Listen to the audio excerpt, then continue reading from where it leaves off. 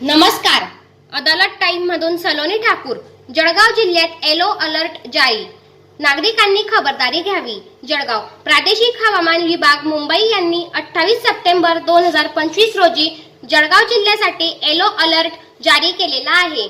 या अलर्टनुसार जिल्ह्यात तासी 30 ते 40 किमी वेगाने वादळी वारे वाहण्याची तसेच विजेच्या कडकडासह व ढगांच्या गडगडासह पाऊस पडण्याची शक्यता व्यक्त केलेली आहे. सदरचा येलो अलर्ट पूर्ण दिवसासाठी लागू असेल.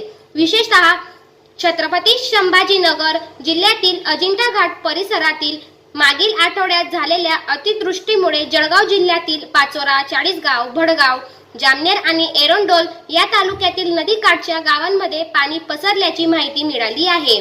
त्यामुळे संबंधित तालुक्यांना अलर्ट जारी करण्यात आलेला आहे आणि नागरिकांना सतर्क राहण्याचा इशारा दिलेला आहे.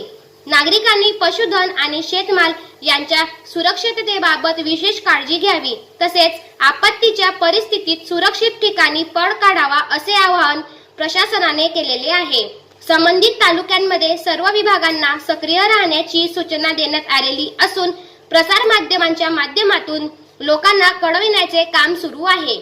आपत्ती व्यवस्थापन विभागाच्या वतीने लोकांना आवाहन करण्यात आले आहे की 257 22 17 19 3 22 23 180 या दूरध्वनी क्रमांकावर किंवा टोल फ्री क्रमांक 1077 व कोणत्याही आपत्कालीन परिस्थितीमध्ये संपर्क साधावा.